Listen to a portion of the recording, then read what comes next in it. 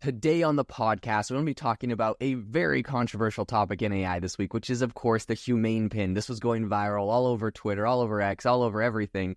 And it kind of all centralized around Marcus Brownlee's review that he did on YouTube with millions and millions of views, where essentially he got the Humane Pin and, according to him, did not have a fantastic experience with it. He outlined a bunch of bugs.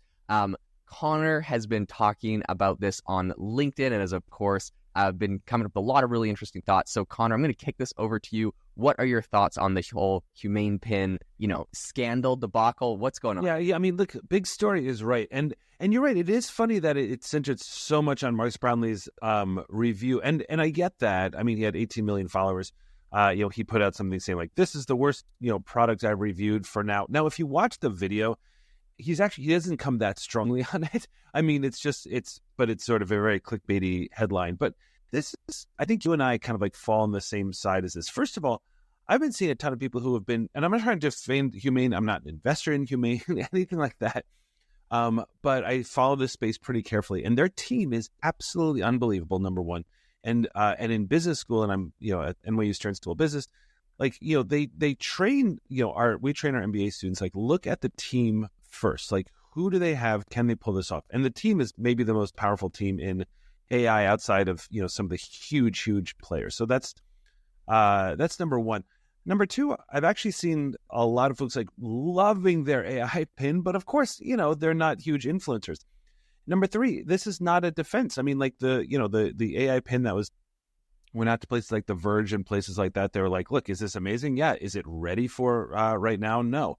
So I feel really bad just for I feel bad when anybody sort of like has a hard launch. I mean, like, but Jaden, to your point, and what the point that I was making on LinkedIn too, is that don't confuse, like, because we have this with the Vision Pro, right? Apple's Vision Pro too. Like, don't confuse like basically a version 1, not even sort of like iteration, like a brand new tech, like a new way that we are going to interact with technology. And that can be said just a couple of times in a generation, I think. And this is one of the things I think Apple Vision Pro is there as well. And I think when they're putting this out and it's, it's glitchy or people don't like the thing, I think we have to separate out the folks who are saying, hey, I'm not sure that this is going to be for me, which I totally get.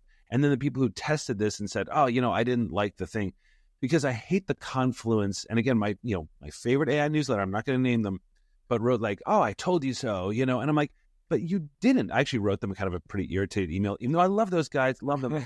Wrote them an irritated email, Jaden, and I just want to sort of like say this, that, they were like, oh, see, they got bad reviews. So I told you, it's like, no, you had said you weren't interested in the product. But then when sort of like it, if it glitches or it's not doing that, you can't say, I told you so, to then say, because it's two different things. Sorry, Jaden, that was my vent. I'm off editorializing. I'll just say this. They put out version 1. They put out sort of like, it's kind of like the Apple Maps a little bit. Like, yeah, there were a few glitches in it and stuff like that. I'm still extremely excited to see where they take this. What were your thoughts on all this? Yeah, so, I mean, similar to you. Okay, I'll look at both sides of this. Essentially, like, if you put out a product and it's not perfect, expect this kind of reviews. Like, 100%. There's nothing else you can do about it. One thing I noticed, it seemed like they were very strong on the hardware from what I saw. Maybe the magnet charging thing could use a little bit of help, but like very strong on the hardware, and maybe some of the more software issues that were tricky. Now, this is a V1 product. Like the first iPod, the first iPhone, the first Vision Pro, like we had all these same sort of like little issues. And I actually don't think this is a bad thing. I think in one of Marcus Brownlee's videos, he like did another video talking about, is it bad that he did a bad review on them?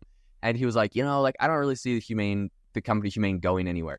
No, I 100% see them going somewhere. Like, this is the coolest, newest hardware device we've seen in a long time. I think there's a lot of interesting use cases. Do they need to like fix and polish? Yeah, 100%. But it's V1, like we mentioned. I want to talk about a couple things that I saw in the video that I was like, oh man, that's crazy. New concepts I never thought of. One of them was when you, so it's got a projector on it. So first off, they've managed to fit like a camera, a projector, a phone, like everything into this little thing. So that's impressive. It has a projector on it. When you want to change numbers, you hold your hand in front of you, the projector shines onto your hand, and if you move the hand further away, it's like scrolling through a wheel, and if you move your hand closer to you, it scrolls back. So like if you're trying to like change the date or calendar. That is the most interesting concept I have ever thought of. Like it's so fascinating because we literally have zero, I repeat, zero hardware devices today that use projector interfaces. This is fascinating. A projector camera combo. I remember probably 7, 8 years ago, people talking about, oh yeah, the new iPhone is gonna have like a projector built in. You don't really see it anymore, but back when iPhone felt like it was innovating and was brand new and a lot of crazy stuff was coming out around it, there was always like the MacBook rumors and like all the new iPhone rumors of the crazy things that were going to happen and whatever. And one of them was like, it's going to have a projector. You're going to be able to point it at your wall and watch movies. It's going to be amazing. And I remember always being excited. Never materialized. Okay, we have the first device that actually does this. It seems pretty cool. Like the way that this works, very new. Will this have bugs? Yeah, like Apple didn't even do it. Of course it's going to have bugs and be tricky and have stuff to solve. But like you mentioned, if they have a solid team and they don't give up, it's going to continue. I saw a bunch of comments on your LinkedIn post of people that had ordered these Humane pins. They're like, hey, I ordered mine. I'm still excited for it. I don't really care about the hype of, the video. That brings me hope because like, obviously it's not perfect, but I don't want to try to sink them or make this thing flop. Marcus Brownlee, he said in his video, he's like, when I give a bad review, it's not like I destroy the company. I'm just accelerating what was already happening. I'm like, I don't know, man. Like, I don't think the reviews are bad. I think they're good. You tell them there's something that needs to be fixed, they go fix it. Great. Like, I literally, for my software platforms, pay people to do that. And quality assurance people, I bring them on, use the thing. If you have an issue, tell me. So, like, this is the best paid overview they could get. And hopefully, if it's mostly software, they can just over the air fix a lot of the issues. That's the hope, right? Again, this kind of gets compared to his review he did of, like, the Fisker car, which their stock price is now tanking. Mm-hmm. The car is kind of another trickier situation where it's like a vehicle can't have any issues because it's going to drive you around. You don't want this thing to crash you. This Humane Pin, it's got a couple little bugs and glitches when it first launches. Like, it's not going to, there's no negative health consequences to you. They're going to try to do an over-the-air update and fix anything. So anyways, I think it's going to get there. I still think it's a cool device. I do too. And the other thing with a car and things like that is that that's something of a commodity, right? Like there's this, or you could just sort of like decide, well, you know what, I won't get that car. Like if this was a phone or something like that, I'd be very worried for, a team like Humane. It's not that. They are trying to change the behavior of an entire species staring at their phone and, kind of like have their heads down and all that kind of stuff. Instead, they have a whole different vision for how we use technology in terms of like looking up. It reminds me again very much of Vision Pro. Like what if sort of like, everything was just like around you and you were so, immersed in all this. That's what is so radically different about this. And so when we think about like, and if this was just like sort of some small company trying to do this, I'd be like, okay, well, they're going to get steamrolled. Humane is not a steamrollable kind of thing. I mean, just in sort of, again, like all they are, as I said in LinkedIn, like they're standing on the shoulders of Apple. They have a lot of people coming over from Apple, a ton of the designers, engineers, everybody else. It is a brilliant team. It's a very strong team. It has good investors. It has a good investment team, everything like that. Again, they're trying to do something radically, radically different. And the reason that I'm not so worried about like, oh, this is just going to go away. Show me who the competition is. And don't say like Apple Watch. Like if you want your Apple Watch connected to your phone, I totally get that. I love my Apple Watch. I love sort of going around that I don't have it. But this is a different type of thing. This is sort of like, when you are going to have sort of an assistant available to you. And then if you need to see something on your hand, if you sort of like want to take video and photos, like it's all around you. Version 1 of not even a new tech, but a new way of interacting with tech. My gosh, like, again, reviewers are doing their job. People who bought it and don't like it, totally like that's their money spent, everything else. But everybody, keep your eye on this. Like I'm telling you, I still think that this thing is going to go in the Smithsonian, and I'm really excited for it. Last thing I want to say on this is that there's a bunch of things about iPhones that irritate me. All phones, sure, whatever. Oh, I wish this was better. I wish that was better.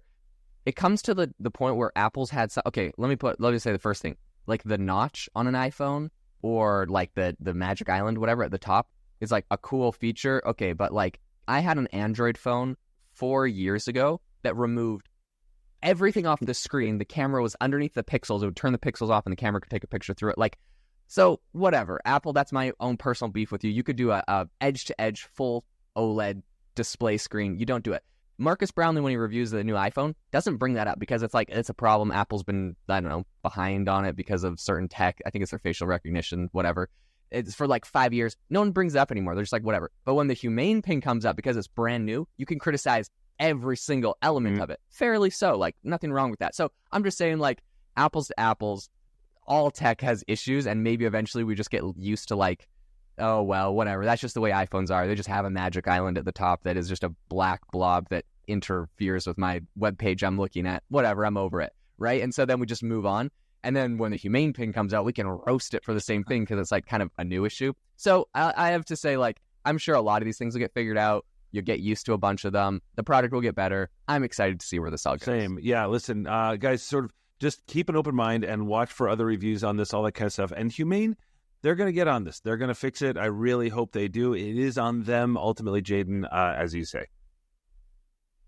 All right, thank you so much for tuning into the show today. If you enjoyed the episode, we would super appreciate it if you could leave us a review wherever you get your podcast, and we hope that you have an amazing rest of your day.